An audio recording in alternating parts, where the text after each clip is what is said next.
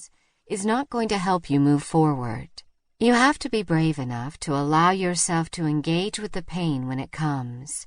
Just a few of the types of loss you might be grieving after coming out are loss of relationships you held dear, loss of acceptance, loss of privileges or rights, loss of leadership positions at church, loss of family time around holidays, loss of safety, loss of dignity, value, or worth, loss through being disowned or abandoned, loss through being ostracized or manipulated by passive-aggressive behavior, loss through ghosting or distancing from loved ones or friends.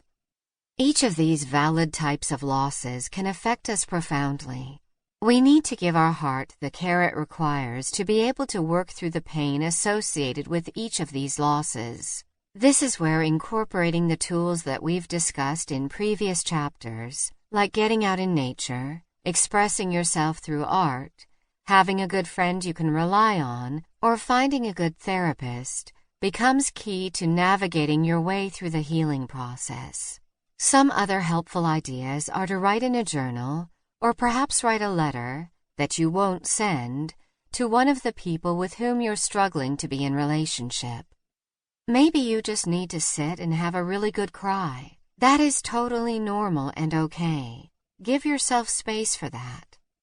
Choose the tools that work best for you to help move you forward through healing. What works for your friend may not work for you. Find what does work for you and do it consistently. Each tool can help you engage with your emotions in a healthy way so that they don't bottle up inside you.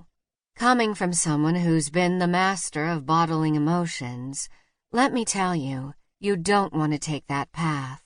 Bottling emotions is toxic and only leads to additional heartache. Without a healthy way to process your pain, you inevitably will find an unhealthy way to process your pain. Alcohol, food, shopping, self-harm, sex, overexercising, drugs, or whatever your vice is, will emerge to numb the inner turmoil you feel. And working your way back to health from that place is much harder than if you just found the courage to face your pain to begin with. Yes, it's difficult, especially for those of us who have had our trust repeatedly broken by others, or have had our feelings minimized when we've voiced them in the past. But facing the pain head-on is the better way. I'm still working on it myself, and I probably will be for the rest of my life.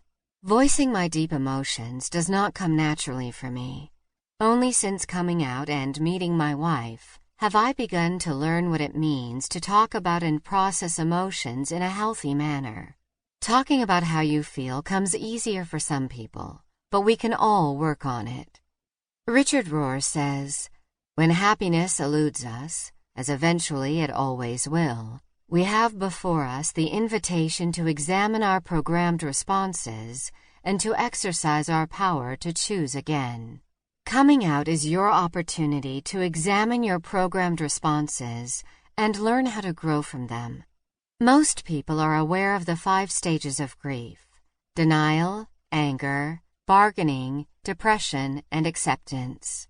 But often, as LGBTQ people, we are fooled into believing that we are the only ones who think or feel the way that we do, and so we struggle in isolation.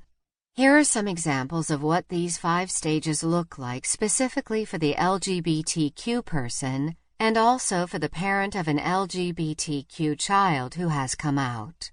My hope is that by sharing these with you, you will realize that you are far less alone than you feel, and that working through these 5 stages of grief is normal and is a healthy part of your healing process. Kubler-Ross's 5 Stages of Grief, adapted for LGBTQ people and their families. Denial.